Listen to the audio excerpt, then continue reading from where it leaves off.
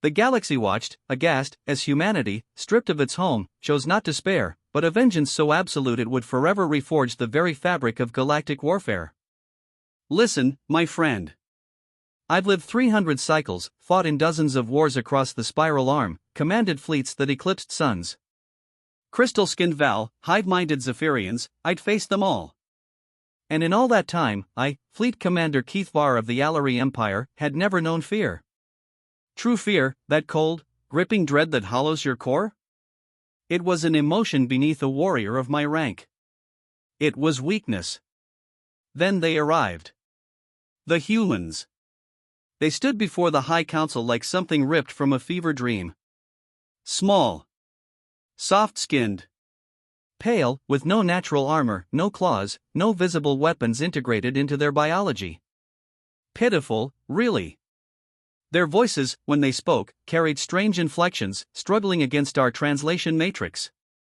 We appreciate the opportunity to join the coalition, said the one who called himself Admiral Chen. His posture was casual. Disrespectful, almost. The Devourers have taken 3 of our outer colonies. We're willing to commit our entire fleet to this alliance. My mandibles clicked in amusement. Their entire fleet. Our intelligence reports suggested humanity possessed maybe 200 ships. Primitive things, powered by crude fusion reactors. The Alary had forgotten more vessels than that in mere accounting errors. High Commander Vexthal, his massive frame dwarfing even mine, rumbled, "Your enthusiasm is noted. However, we must be realistic. Perhaps your forces could serve in support roles. Supply lines, reconnaissance, that's when the human admiral's face underwent a curious transformation. His lips pulled back, revealing small, unsettlingly white teeth. My translator identified it as a smile, supposedly a sign of pleasure. But something about the expression made my tail bristle uncomfortably. It was a predator's baring of fangs, not an ally's greeting. With respect, High Commander, Chen's voice was unnervingly calm, we didn't come here to carry your ammunition. We came here to fight. A hush fell over the chamber. No species had ever addressed Vexthal in such a manner. I expected immediate execution, or at least imprisonment. Instead, Vexthal's own mandibles clicked. The Alary equivalent of laughter. Fascinating. Very well, humans. You shall have your chance to prove yourselves. Fleet Commander Kethvar will oversee your integration. Later, in the sterile quiet of my private quarters, I reviewed the human files. Their technology was primitive, undeniably. But their ship designs, curious. Heavy armor. Redundant systems. Weapons designed for close-range engagement, not the precise, long-distance combat favored by civilized species. Computer, analyze human military doctrine, I commanded. Insufficient data for complete analysis, the cold voice replied. Human conflicts appear to favor what they term combined arms and total war concepts. Warning, several historical references exceed acceptable casualties parameters for simulation. I frowned. Elaborate. Human historical conflicts demonstrate willingness to accept casualty rates of 90% or higher in pursuit of objectives. This appears to be considered normal, rather than exceptional. My breathing slowed. 90% casualties. That was what the Alary considered an absolute worst-case scenario. The kind of losses that ended wars and toppled governments. But the humans considered it normal. Show me their weapon specifications. What appeared on my screen defied logic. Nuclear weapons. Crude fusion bombs that poison entire regions. Chemical weapons that dissolved organic matter. Biological weapons that turned immune systems against themselves. And the delivery methods. Projectiles that accelerated metal slugs through sheer kinetic force. Explosives designed to fragment into thousands of deadly pieces. These weapons are designed to maximize suffering, I muttered, disgusted. Negative, the computer corrected. Analysis indicates these weapons are designed to maximize lethality, regardless of collateral damage. Human military philosophy appears to prioritize complete destruction of enemy capability over tactical precision. I closed the files, gazing out at the cold, uncaring stars. Tomorrow, I would meet with human military advisors to plan our first joint operation against a Devourer outpost. A minor facility on the rim, perfect for testing these peculiar allies without risking major assets. The outpost was defended by perhaps 50 Devourer ships and a few thousand ground troops. Standard coalition doctrine called for a methodical siege, bombardment to weaken defenses, then a carefully orchestrated assault minimizing friendly casualties. Admiral Chen arrived at the briefing, radiating a scent my enhanced senses identified as some kind of stimulant compound. His eyes were brighter than before, his movements sharper. "We've reviewed your battle plan," he said, "no preamble, no polite greetings. It's very thorough." "The coalition has perfected these tactics over millennia," I replied, a hint of pride in my voice. "Minimal losses, maximum efficiency. How long does your plan take to execute?" "Approximately 47 standard hours from initial engagement to total victory." Chen's smile returned, wider this time. It was a shark's smile. "We can do it in 6. My translator must have malfunctioned." "Repeat that." 6 hours. Maybe 8, if they're particularly well dug in. My fleet commander training kicked in. Impossible claims usually indicated either madness or elaborate deception. "Explain your methodology." "We hit them hard and fast," he said, his voice now a low growl. "Overwhelming force applied directly to critical points. No siege. No wearing them down. We break their will to fight before they can organize a proper defense." He paused, eyes locking onto mine. "The casualty projections for such an approach will be acceptable." That word again. Acceptable. I was beginning to suspect that humans had a very different definition of the term than the rest of the galaxy. "Very well," I said finally, a chill tracing my spine. "Show me." The human fleet emerged from hyperspace like predators sensing blood. I watched from the bridge of the Allery dreadnought, Vengeance of Stars. 200 human vessels spread into what could charitably be called a formation. Where coalition fleets moved with mathematical precision, the humans seemed to flow like liquid metal, each ship adjusting position in response to some invisible, telepathic signal.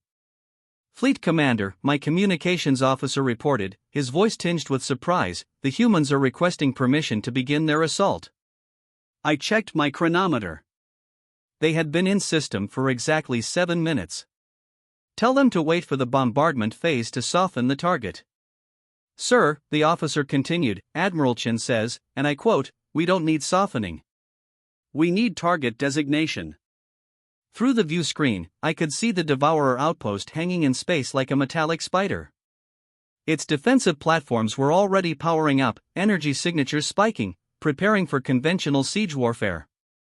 Devourers were tunnel fighters, preferring to hide behind thick armor and wait for attackers to exhaust themselves. "Sir." My tactical officer's voice carried a note of utter confusion. "The human ships are accelerating directly toward the station." My mandibles clicked in disbelief. "All of them?" "Yes, sir. They're not even attempting evasive maneuvers." On the tactical display, the human fleet looked like a swarm of insects diving toward a flame. Smaller than standard coalition vessels, but moving with frightening speed. No careful positioning, no methodical approach. Just raw, suicidal acceleration toward the enemy. "Incoming transmission from Admiral Chen," the communications officer announced. "Put him through." Chen's face appeared on the screen. I noticed something disturbing. His pupils were dilated. His breathing rapid. Most unsettling of all, he was still smiling. "Fleet Commander," he said, his voice tight with anticipation, "you might want to tell your ships to maintain distance. Things are about to get interesting." "Admiral," I said, my voice strained, "your current approach violates every principle of space combat. You're flying directly into their defensive fire." "I know." Chen's smile widened, a monstrous rictus of glee. "Isn't it great?" The transmission cut off. I turned to my tactical officer. "Analysis of human approach vector." "Sir, at their current speed and trajectory, they'll reach weapons range in 14 minutes. However, the Devourer defensive platforms will have clear firing solutions for the entire approach. Projected casualties are significant. Define significant. 70 to 80% losses before they can return fire effectively. Something cold settled in my stomach. I was about to watch 200 ships and their crews die for no strategic gain. Worse, I was complicit in their destruction. Open a channel to the human fleet. All ships. Channel open, sir. Admiral Chen, I'm ordering you to break off your attack. Your losses will be unacceptable. Chen's voice came back immediately, but now it carried an edge that made my scales ripple with primal unease. Fleet Commander, with all due respect, don't tell us what's acceptable, we've got this. The first Devourer salvos reached the human fleet as he spoke. Massive energy beams lanced out, striking the leading human ships. I watched in horror as 3 vessels simply vaporized under the concentrated fire. But the rest didn't slow down.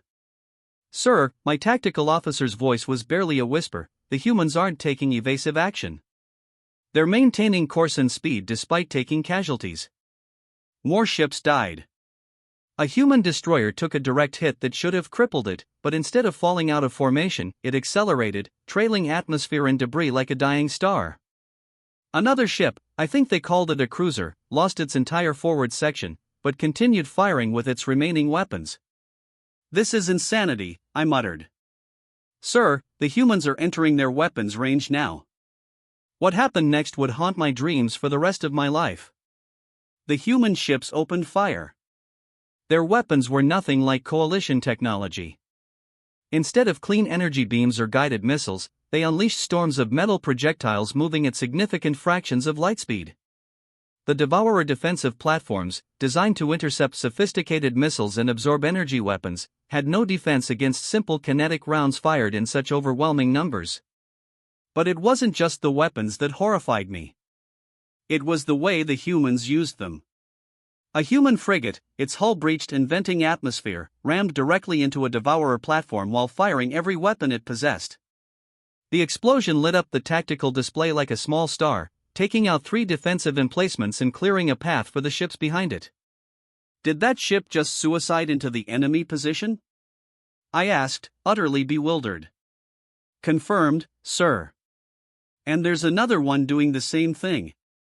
A second human vessel, a heavy cruiser that had lost most of its crew to a direct hit, was steering directly toward the main station. Its weapons were offline, its engines failing, but still it came on, broadcasting something in human language. Translation of that transmission, sir. They're singing, sir. Singing? Yes, sir. It appears to be a human military song. The translator is having difficulty with the emotional context, but the general theme seems to be about death and glory. The cruiser struck the station's main defensive array just as its reactor went critical. The explosion was visible even through the viewscreen's filters, a white-hot fireball that carved a massive crater in the station's hull. The remaining human ships poured through the gap like water through a broken dam. They didn't bother with precision targeting or tactical positioning. They simply flew into the station's superstructure and started shooting at everything that moved. Time from initial engagement to station neutralization? I asked, though I dreaded the answer. 4 hours, 12 minutes, sir. Chen's prediction had been conservative. The battle lasted half the time he estimated. Casualty report on human forces. Preliminary scans indicate 68 human ships destroyed or disabled. However, sir, they're already beginning recovery operations. It appears many of their destroyed ships were designed to survive catastrophic damage. I watched as human rescue craft swarmed over the battlefield, pulling survivors from wrecks that should have been tombs. Ships that had looked completely destroyed were somehow managing to restart their engines and limp toward friendly forces. Get me Admiral Chen. Chen appeared on screen again, this time from what looked like an emergency bridge. His uniform was torn, blood streaked his forehead, but he was still smiling. Hell of a fight, wasn't it, Fleet Commander? Admiral, your people just. How did you survive those losses? Chen laughed, and the sound made my blood run cold. Who said anything about surviving? We built our ships to die hard, and our crews to die harder. The trick isn't avoiding death, Fleet Commander. It's making death work for you. For the first time in my 300 cycles of life, Fleet Commander Keithvar understood what fear felt like. The captured Devourer outpost looked like a slaughterhouse. I walked through corridors painted with substances I preferred not to identify. My escort of human marines moved with casual efficiency through the carnage. The humans had insisted on conducting the post-battle inspection themselves, claiming they needed to process the site according to their protocols. I was beginning to understand that human protocols were very different from coalition standards. This way, Fleet Commander, said Captain Sarah Martinez, the human marine officer leading the inspection. She was smaller than most humans I'd encountered, but something in her movements reminded me of the apex predators from my homeworld. We've set up a temporary command post in what used to be their strategic center. The strategic center had been a heavily armored chamber deep within the station's core. Now, it was a twisted ruin of metal and flesh. The Devourer commanders had apparently tried to make a last stand here. They had failed. Massively. Remarkable efficiency, I observed, though my translation software probably couldn't convey the mixture of admiration and horror in my voice. Your forces cleared this entire station in under 2 hours of interior fighting. Martinez paused at what had once been a blast door, now reduced to scattered metal fragments. We've had practice. Practice fighting in enclosed spaces? Urban combat, shipboarding, tunnel fighting. Humans have been killing each other in close quarters for thousands of years. You pick up techniques. She gestured to the walls where blast patterns told the story of the final battle. Devourers like to funnel attackers into choke points, then hit them with concentrated fire. Standard doctrine says you probe for weaknesses, find alternate routes, methodically reduce their advantages. And human doctrine? Martinez's smile was somehow even more disturbing than Admiral Chen's. Human doctrine says you blow up the choke point and everything around it. Can't funnel what doesn't exist. We continued deeper into the station. I began to notice details that my initial shock had obscured. The human assault hadn't been the mindless charge it had appeared to be. Every blast mark, every destroyed bulkhead, every pile of debris had been placed with surgical precision. The humans had turned the station's defensive advantages against itself. Captain, how did your forces know the internal layout so well? This assault required detailed knowledge of Devourer architecture. We studied them. Studied them how? Coalition intelligence on Devourer internal systems is limited at best. Martinez stopped walking and turned to face me. For a moment, I thought I saw something flicker in her eyes, something that reminded me of deep space, cold and infinite. Fleet Commander, how many prisoners do you see? I looked around the command center, suddenly realizing what had been bothering me about the scene. There are no prisoners. No survivors at all. Actually, every Devourer on this station is dead. But Coalition protocols are for Coalition forces. We handle interrogation differently. The temperature in the room seemed to drop several degrees. Captain, are you saying you executed prisoners? I'm saying we didn't take any. Martinez's voice carried no emotion whatsoever. Devourers don't surrender. And we don't accept it anyway. They know this. We know this. Saves time. My mind reeled. The complete extermination of an enemy force was considered a war crime by every civilized species in the galaxy. The very concept violated fundamental principles of warfare that had existed since before the Coalition was formed. That's genocide, I whispered. No, that's warfare. Martinez began walking again, leading me toward a section of the station that looked somehow different from the rest. Genocide implies we're targeting a species for elimination. We're not. We're just very thorough about removing immediate threats. We entered what had clearly been a detention facility. The cells were empty now, but they had obviously been occupied recently. My enhanced senses detected the lingering scent of fear and suffering. The Devourers were holding captives here, Martinez explained, her voice taking on a colder edge. 300 civilians from the colony they hit last month. Men, women, children. Where are they now? Shipped out 2 days ago. Our intelligence suggests they're bound for the processing centers on Devourer Prime. I felt my stomach clench. Everyone knew what happened at the processing centers. The Devourers didn't just kill their captives. They consumed them, absorbing their knowledge and memories before digesting their bodies. It was a fate worse than death. So, you see, Fleet Commander, Martinez continued, her voice hardening, when we find a Devourer installation, we don't really have time for surgical strikes and prisoner processing. Every hour we waste on proper protocols is another hour those civilians spend in Devourer hands. Martinez led me to a wall covered in what looked like claw marks. These are from the children, she said quietly. They tried to scratch messages for their families before they were taken away. I stared at the desperate scratchings, my translator working to decode the crude letters. Asterisk, help us. Please come. I'm scared. Asterisk, now, do you understand why we don't take prisoners? Martinez asked, her voice quiet but piercing. Why we don't waste time with siege warfare and careful positioning?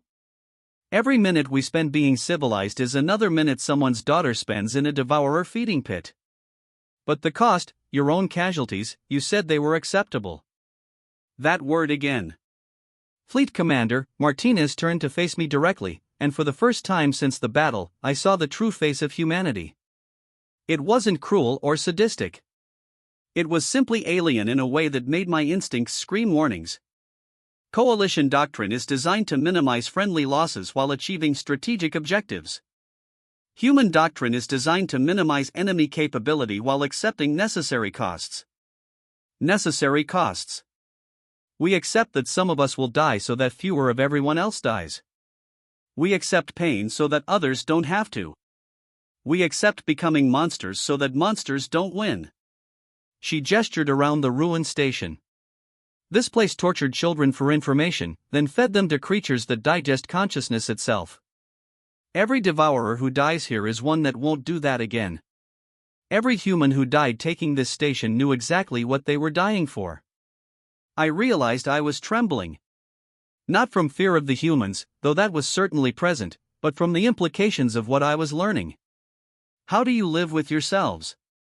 We don't, Martinez replied simply.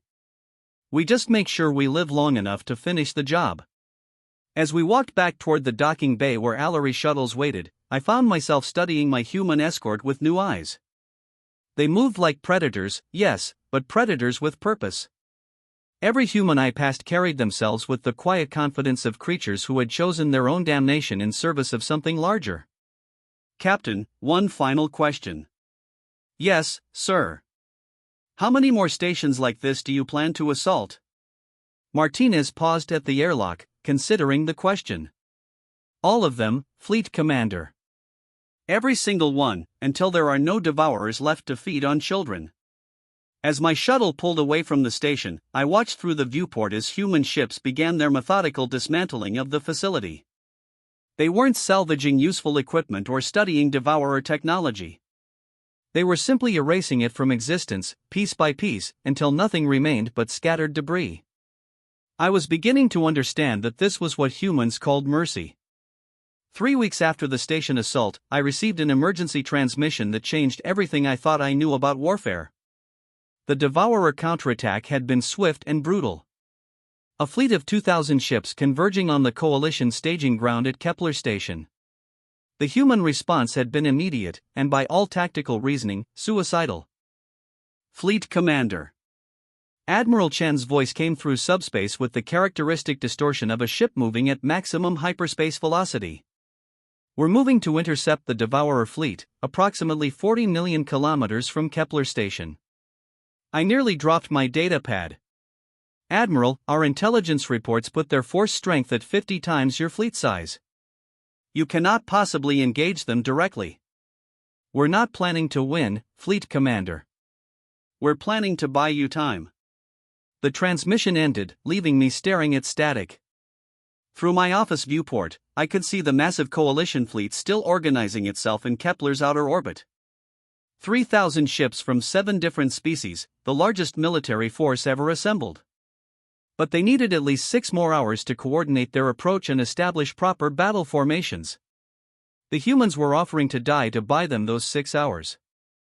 Computer, project likely outcome of human fleet versus devourer force. Projecting complete human fleet destruction in approximately 23 minutes. Devourer force reduction negligible. 23 minutes. 200 human ships and their crews would be extinct in less time than it took to conduct a proper briefing. For what? A slight delay in the enemy advance? Sir, my communications officer announced, incoming transmission from the human fleet. They're broadcasting on all frequencies. Put it through. What came through the speakers wasn't a military communication. It was music. Human voices joined in harmony, singing something my translator identified as a battle hymn. But beneath the music, I could hear other sounds. Orders being shouted. Weapons powering up. The distinctive whine of ships pushing their reactors beyond safe limits. They were singing while they prepared to die. Get me a tactical feed from the intercept zone. I ordered. The main display flickered to life, showing the region of space where the two fleets would meet. The human ships had formed up in a loose wall formation, their smaller vessels spread across thousands of kilometers of space. Against the massive devourer dreadnoughts, they looked like insects preparing to challenge a thunderstorm. Sir, the human ships are broadcasting some kind of wide-spectrum signal. It's not aimed at us. It appears to be directed at the devourer fleet. Translation working. It appears to be a message in the primary devourer language. The translation is somewhat rough, but the general content seems to be a list of demands. My mandibles clicked in disbelief. Demands? What possible demands could they be making? Sir, they're demanding the return of all human captives, the withdrawal of devourer forces from human space, and compensation for damages inflicted on human colonies. They're negotiating? Negative, sir. Analysis suggests these are ultimatum terms, not negotiation points. I watched as the two fleets closed to engagement range. The devourers responded to the human ultimatum exactly as expected, with overwhelming firepower. Energy beams lanced across space, striking the human formation like the fist of an angry god. And the humans responded in a way that defied every principle of space combat I had ever learned. Instead of scattering or attempting evasive maneuvers, the human ships moved closer together. As their comrades died around them, the survivors consolidated into an increasingly tight formation, concentrating their fire on single targets while absorbing punishment that should have broken any rational military force. Sir, the human casualties are approaching 60%. But their rate of fire is actually increasing. I focused on the tactical display, trying to understand what I was seeing. Ships that should have been crippled were still fighting. Vessels that had lost primary power were using backup systems to maintain weapons fire. One human destroyer, its hull split almost in half, was using its remaining maneuvering thrusters to ram a devourer cruiser while firing every weapon it still possessed. How are they maintaining combat effectiveness with those losses? My tactical officer was quiet for a moment. Sir, intercepted communication suggests that human crew members are volunteering to remain at combat stations despite life-threatening injuries. A human frigate exploded on the display, its reactor containment finally failing under devourer fire. But even as it died, its escort ships moved to cover the gap it left behind, maintaining the formation's integrity through sheer, unyielding determination. Sir, we're receiving a transmission from the human flagship. Admiral Chen's face appeared on screen, but the bridge behind him looked like a war zone. Smoke filled the air. Emergency lighting cast everything in red shadows, and I could see crew members working frantically at damaged stations. Chen himself had a field bandage across his forehead and his uniform was scorched. Fleet Commander, we've bought you an extra hour, but we're running out of tricks. How's your fleet coordination coming along?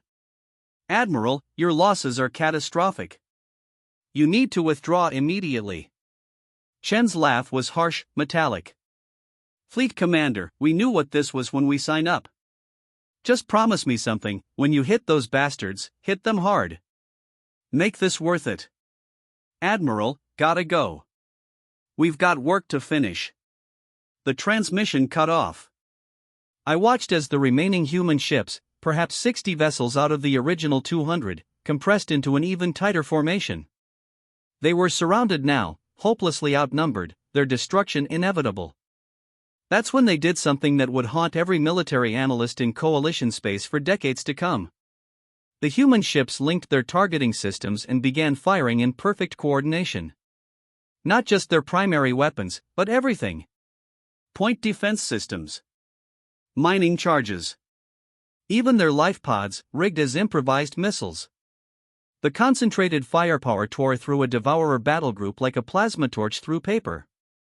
Sir, the humans just destroyed 6 devourer capital ships in a single coordinated strike. How many ships do they have left? 37 and decreasing, sir. But they're still maintaining formation integrity. I watched as the last human ships died one by one, each taking multiple devourer vessels with them. The final ship, a heavy cruiser that had somehow survived the entire engagement, broadcast one last message before its reactor went critical. Kepler Station, this is the UES determination. We have held the line. The rest is up to you. Give them hell.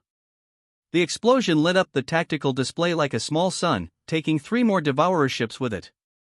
When the battlefield finally cleared, the devourer fleet had been reduced from 2,000 ships to fewer than 800.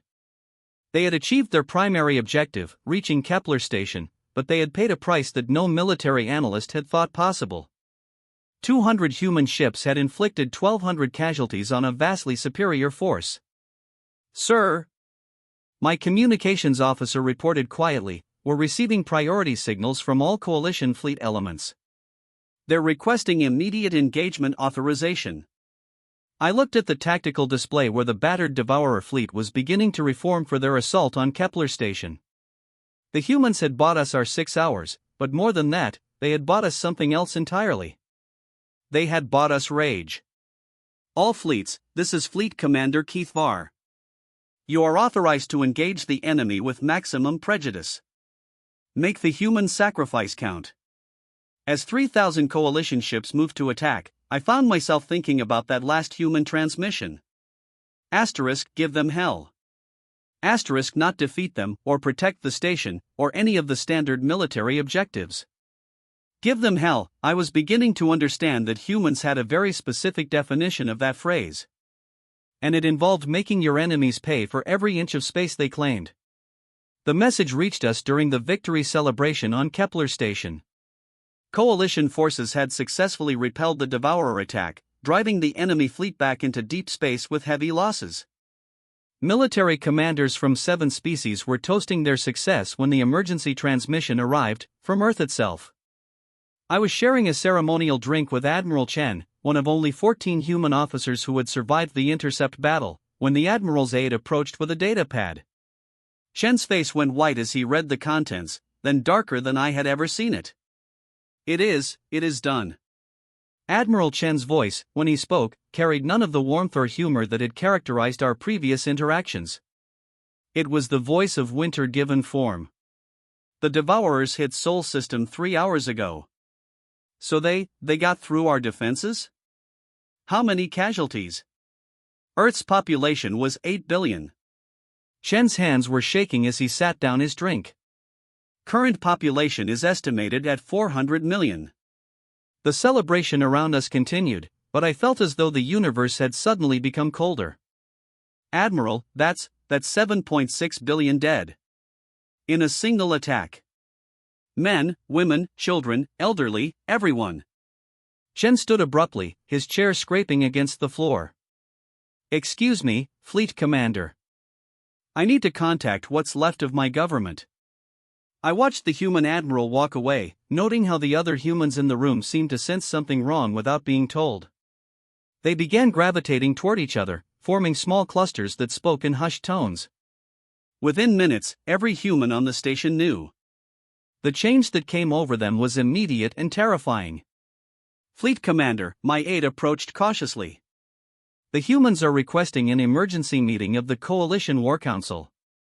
How soon? They said, now, sir. They also said they wouldn't be taking no for an answer. The War Council chamber had been designed for calm deliberation. Representatives from 7 species sat around a circular table, holographic displays showing strategic information and battle maps. It was a place of civilization and order. The humans who entered the chamber brought something else entirely. They moved with the fluid precision of a hunting pack, their eyes holding a quality that made my instincts scream warnings. Admiral Chen led them, but there were others, generals, admirals, and officials whose presence suggested they had been recalled from across the galaxy for this moment. Honored Council, Chen began, his voice carrying the formal cadence of diplomatic protocol, but underneath, I could hear something that sounded like barely contained fury. We come before you to request immediate authorization for Operation Divine Wrath. High Commander Vexthal leaned forward. Admiral, while we sympathize with your loss, we must consider no the single word cut through Vexthal's response like a blade. With respect, High Commander, you don't get to consider anything. 7.6 billion humans died while we were celebrating our tactical victory. The time for consideration has passed. A human general that I didn't recognize stepped forward. Operation Divine Wrath is a pre-authorized strategic response to extinction-level attacks on human civilian populations. We're not requesting permission. We're informing you of our intention to implement it. What exactly does this operation entail? Asked the Zahirian delegate. Chen activated a holographic display that showed the Devourer home system. Total sterilization of all Devourer military and civilian assets in this galaxy. No exceptions. No survivors. No negotiation. The chamber fell silent. I felt my blood chill as I realized what the humans were proposing. Admiral, I said carefully. You're talking about genocide. No, replied the unnamed general, his voice flat. We're talking about pest control. The distinction being? Chen's smile was colder than vacuum. Genocide implies they're people, Fleet Commander. After today, we've decided they're not. The Altari delegate, a philosophy teacher turned war counselor, stood shakily. This violates every principle of civilized warfare. You cannot simply decide an entire species is no longer worthy of existence. Can't we? Another human voice, this one belonging to a woman whose uniform indicated a scientific rather than military background. High Counselor. Devourers reproduce by consuming other sapient species. They literally eat consciousness. They are, by definition, parasites that prey on civilization itself. But their children are raised to continue the cycle. Chen's voice carried absolute finality. There are no innocent devourers, High Counselor. Their entire society is built on the consumption of other species. They are a cancer, and cancer must be removed completely, or it spreads. Vexthal's mandibles clicked nervously. Admiral, even if we were to consider such an action, the resources required would be enormous. The Devourer home system is heavily fortified. We're not asking for coalition resources. The human general activated another display, this one showing ship movements throughout the galaxy. Every human fleet is being recalled to Sol system. Every reserve is being activated. Every shipyard is being converted to military production. I studied the display with growing horror. Admiral, this indicates you're mobilizing your entire civilization for warfare. Correct. The economic cost alone is irrelevant. Chen's eyes held no compromise whatsoever. Fleet Commander, 7 billion humans died today. We're going to make sure that number has meaning. And if the coalition refuses to support this operation? The silence that followed was heavy with implication. Finally, Chen spoke. Then the coalition can consider humanity a former member species. We'll proceed independently. The threat was clear. Humanity was prepared to wage total war against the Devourers with or without coalition support. Worse, they were prepared to break every treaty and protocol that governs civilized warfare. How long do you need? I found myself asking. Our fleets will be ready to move in 6 months. The operation itself should take approximately 1 year to complete. 1 year. To destroy an entire species. 1 year to visit every Devourer world, eliminate every Devourer ship, and erase every trace of their civilization from the galaxy. Chen's voice carried the weight of absolute conviction. We will be thorough. The Zephyrian delegate made a sound that might have been distress. Admiral, surely there must be some alternative to complete annihilation. There was. Chen stood, indicating the meeting was over. It was called leaving Earth alone. As the humans filed out of the chamber, I caught Chen's arm. Admiral, this path you're choosing, it will change humanity forever. You cannot wage total war without becoming something different than what you were. Chen paused, and for a moment, I saw something almost like regret in his eyes. Fleet Commander, we became something different the moment we realized that being civilized made us victims. The humans who died on Earth were farmers, teachers, artists, children. They believed in peace and cooperation, and the fundamental goodness of sapient life. Chen pulled free of my grip. The humans who are going to visit the Devourer homeworld believe in none of those things. We sacrificed our innocence along with our dead, and we did it willingly. And after, when the Devourers are gone, then we'll see if there's anything left of humanity worth saving. As Chen walked away, I realized I was witnessing the birth of something unprecedented in galactic history. An entire species choosing damnation in service of vengeance. The most terrifying part was that I wasn't entirely sure they were wrong. The Devourer homeworld hung before them like a malignant tumor, a massive planet surrounded by defense stations, orbital shipyards, and enough firepower to sterilize a dozen solar systems. It was the heart of an empire that had consumed 17 species over the past millennium, the source of nightmares that had haunted Coalition space for generations. Now, it was about to learn what human nightmares looked like. I stood on the bridge of the human dreadnought Retribution, watching through the viewscreen as the largest military fleet in galactic history prepared for what humans had designated the final action.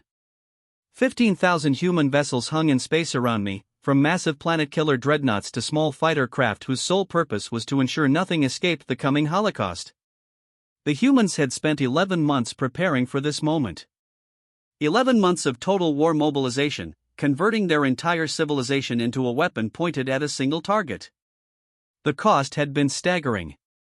Their economy had collapsed. Their colonies had been stripped bare of resources, and their civilian population had been reduced to subsistence rations. They had done it willingly. Fleet Commander. Admiral Chen's voice carried across the bridge, devoid of emotion. Final systems check complete. All vessels report ready for Operation Divine Wrath. Phase final. Chen himself was almost unrecognizable from the man I had first met.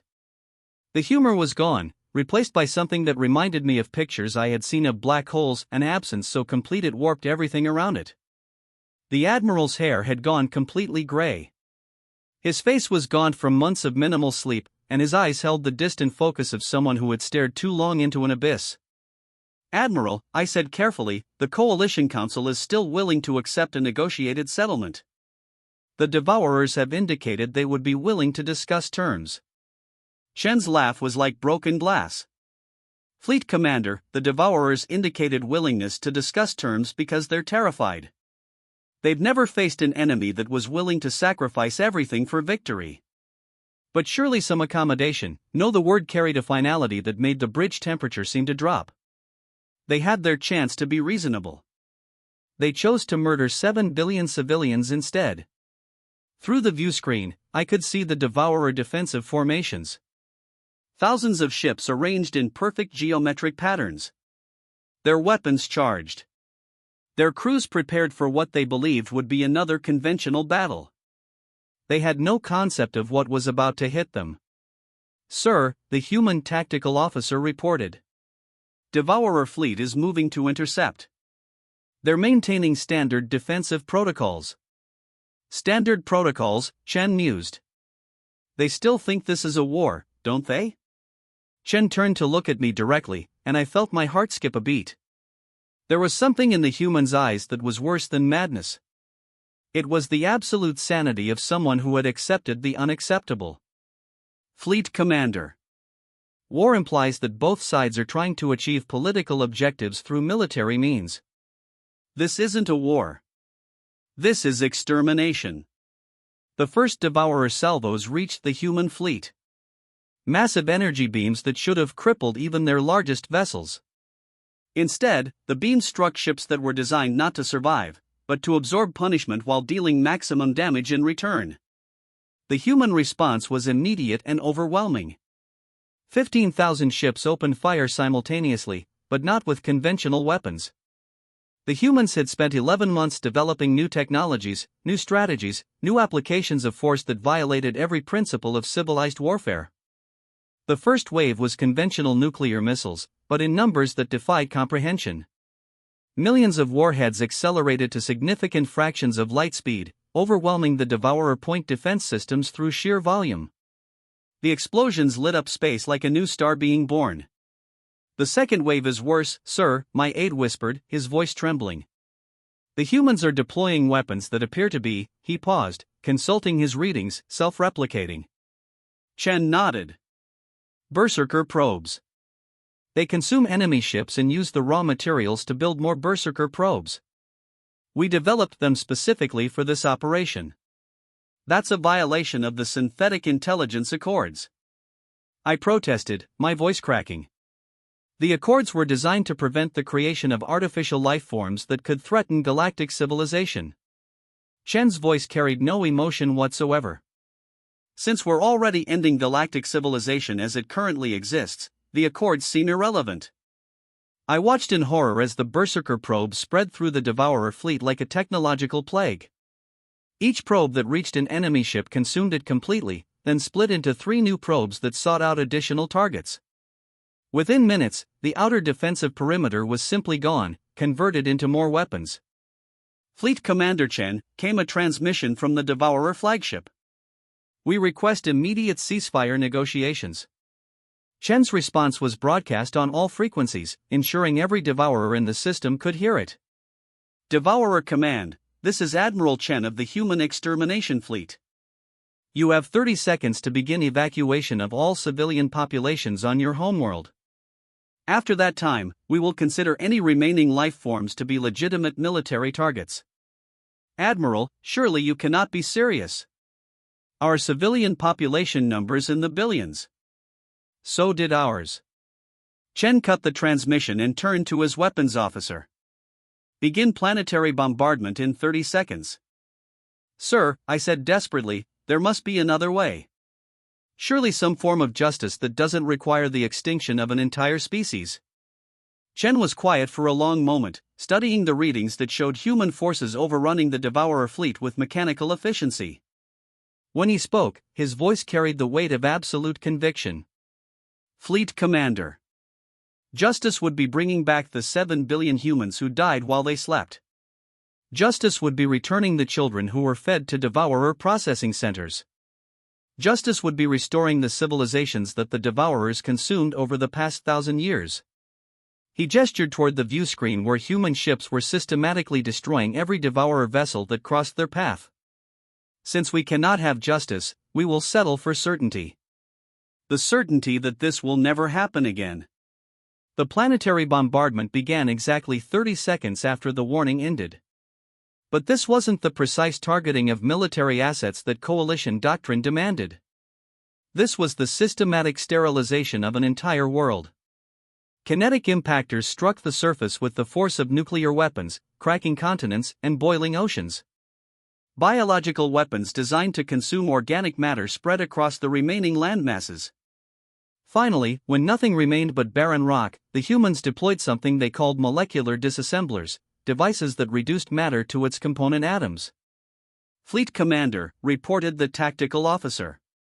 Devourer homeworld is now classified as completely sterile. No life signs detected.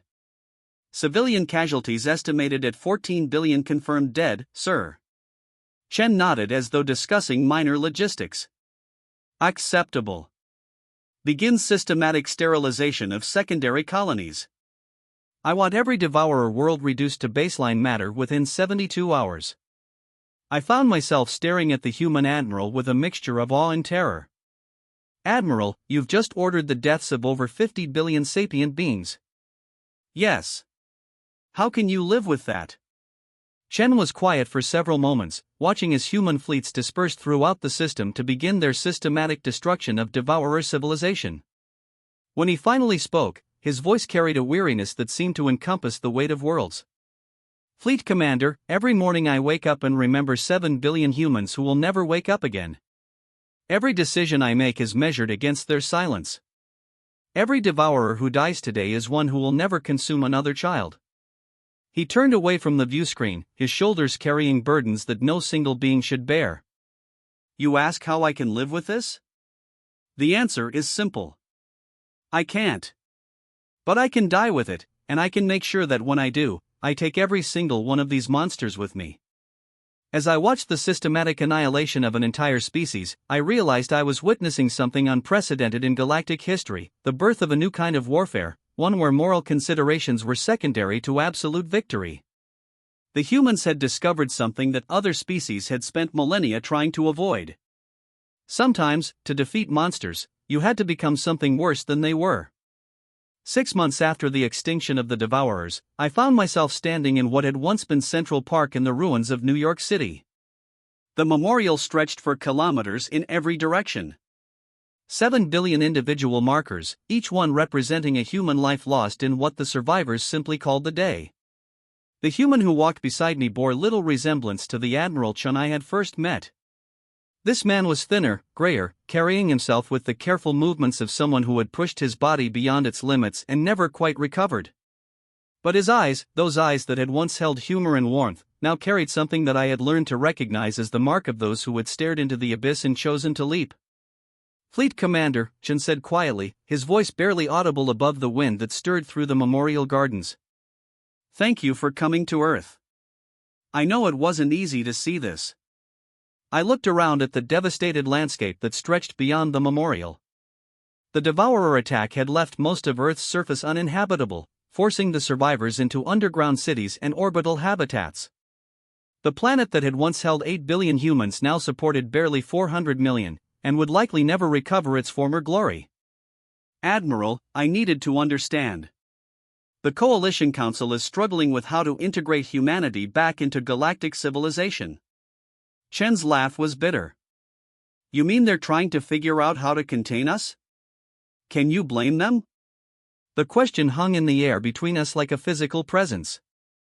In the months since the Devourer extinction, humanity had undergone changes that defied every model of post-war reconstruction. Instead of demobilizing their fleets, they had expanded them. Instead of rebuilding their civilian infrastructure, they had maintained their war economy. Instead of returning to their previous isolationist policies, they had begun what they called preventive security operations throughout the galaxy. 3 species had already requested coalition protection from human assistance in resolving local conflicts. Fleet Commander, let me ask you something. Chen stopped walking and turned to face me directly. In your 300 cycles of life, how many times have you felt genuine fear? I considered the question carefully. Before meeting humanity, perhaps twice. Both times when facing natural disasters that threatened my homeworld.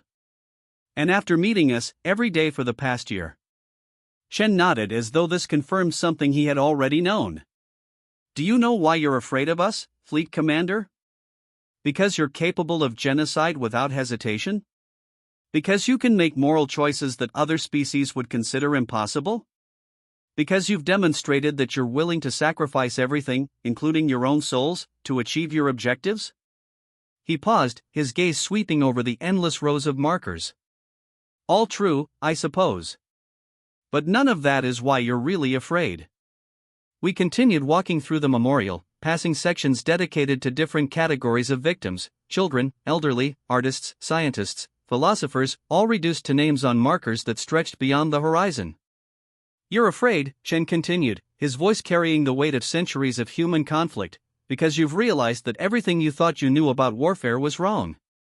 You believed that civilized species fought civilized wars, with civilized rules and civilized objectives. You believed that there were lines that couldn't be crossed, principles that couldn't be abandoned, costs that were too high to pay. He gestured toward the memorial around us. We taught you that those beliefs are luxuries that only exist when the enemy shares them. But surely there must be some middle ground between complete pacifism and total extinction. Chen was quiet for a long moment, his eyes focused on something beyond the memorial. When he spoke, his voice carried the weight of absolute experience. Fleet Commander, I used to believe that, too. I believed in proportional response, in military objectives, in the principles of civilized warfare. I believed that there were rules that even enemies should respect. He pointed toward a section of the memorial dedicated to children under the age of 10.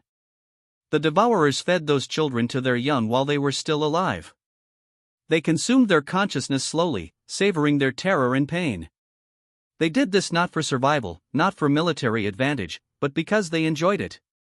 I felt my stomach clench as I had so many times when confronting the reality of human warfare. Once you truly understand what your enemies are capable of, Chen continued, his voice now a quiet hammer blow, you have two choices. You can maintain your principles and accept that some evils are too great to stop without compromising yourself, or you can abandon your principles and ensure that such evils never have the chance to spread. And humanity chose the second option. Humanity chose survival. Chen's voice carried no regret, no uncertainty. We chose to ensure that no other species would ever have to make the choice we made. We reached the center of the memorial where a simple stone monument bore the names of the human worlds lost to devourer attacks. Earth was listed first, but it was followed by dozens of others. Colonies, stations, exploration vessels, all consumed by an enemy that viewed sapient life as nothing more than food. Fleet Commander, you came here to understand how the Coalition should deal with post-war humanity. Let me save you some time.